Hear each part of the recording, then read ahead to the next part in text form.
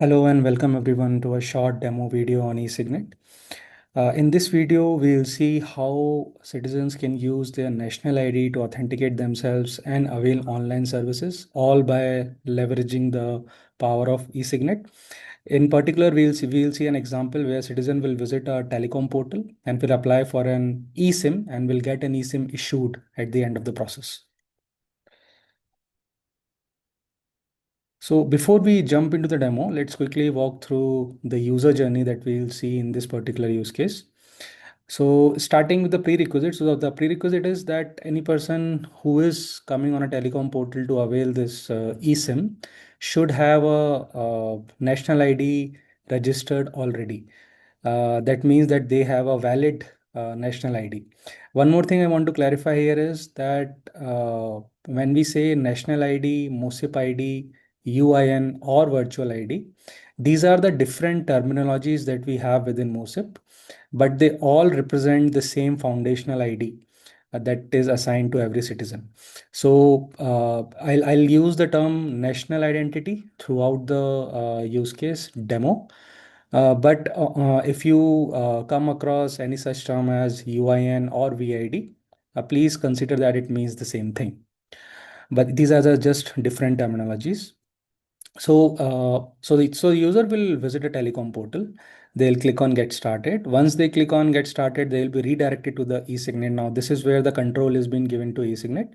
User will choose their choice of authentication method. It could be OTP, biometrics, or wallet. In this particular demo, we'll see how we can use OTP to authenticate ourselves. Then in step three, they will enter the national ID. Then once the national ID is entered, they will be prompted to enter OTP. Once the authentication is successful, the user will see a consent screen. Now, in this consent screen, there will be a list of claims that user can choose which claims they want to share with the telecom portal. In this case, it's we are calling it as Fyntel portal. Then now once that claims are chosen by the user and they click on allow, the login to the telecom portal will be completed. So till now, whatever process was happening on the eSignet, and eSignet was being used to authenticate the user against the MOSIP ID system. And then in step seven, if you'll see now the user has landed on the telecom portal, they'll choose a plan, they will verify some other details, and at the end of the process, they will be eligible to avail a new eSIM. Now let's quickly see this happening in the demo. So I have navigated to collab.mosip.net. This is a sandbox environment where different applications are hosted, and you can try out the different use cases. So we have a use case tab here. We can click here. Now, if you see here, we have eSIM issuance with national ID. This is a demo we are going to go through.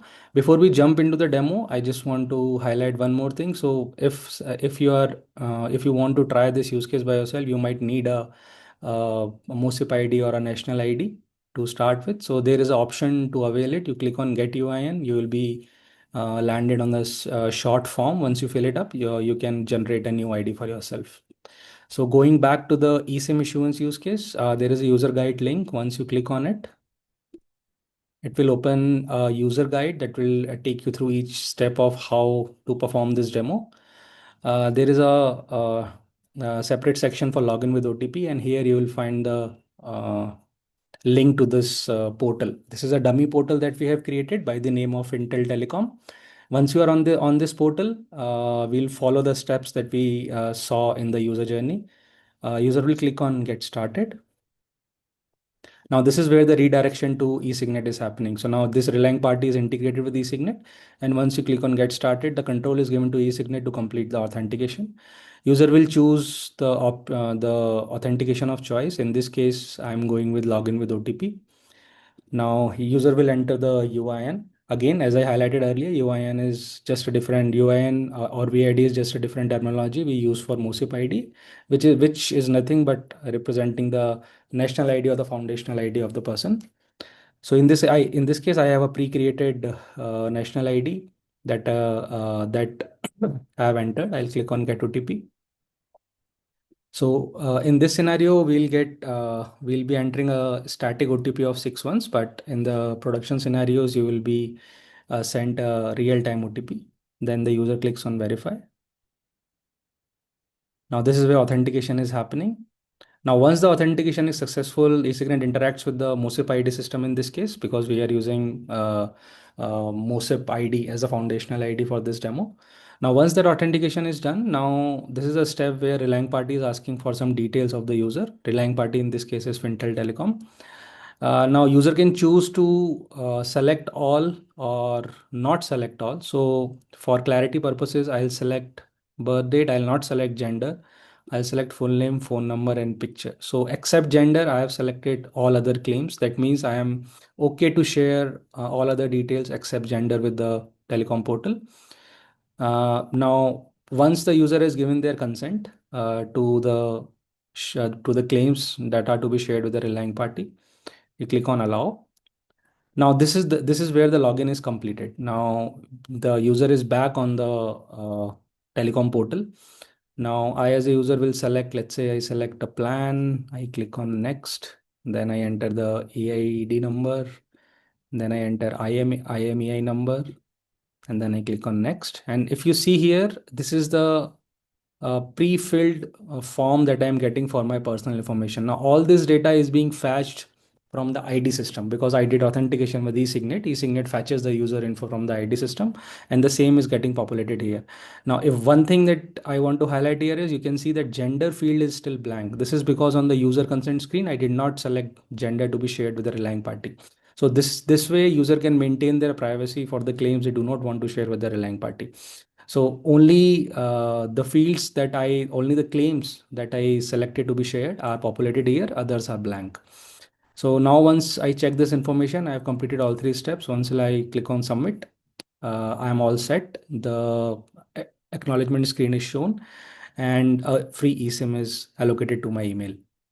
And I'll be getting a email with further instructions to follow how to activate it. So this was a very small demo and a straightforward demo to show how eSignet can be leveraged and national ID can be used to authenticate the user. So going back to the slides. So before I finish off the video, I just want to walk through some important links. So in case you want to try this demo out, as I showed you, there is a separate portal to register yourself so that you can create a new MOSIP ID that can act as your national ID throughout this demo. And you can test it yourself by visiting collab.mosip.net. This is our sandbox environment. And as I show you, there is a separate tab for use cases. You can go to use cases tab and click on the user guide. User guide link is given here as well. So you can follow the step-by-step instructions on eSIM issuance demo by going to this user guide. I showed you the user guide at the start of the demo. And then if you want to read more about eSignet and its modules, we do have a separate documentation, which is docs.esignet.io. You can go there and read about it. And at last, if you want to explore more, you can visit GitHub to see the source code of eSignet. Then you can also go to the documentation, which I've already been through. And then there is a eSignet community. So if in case you go through the documentation, you go through the source code, or you are facing any other issues for the demo or any other eSignet related queries, there is a separate community that we have, which is for MOSIP. You can visit community.mosip.io. And the exact link for eSignet is given here. You can go there, post your query, and somebody from our team will get back to you as soon as possible. So yeah, that's it. Thanks for watching the video.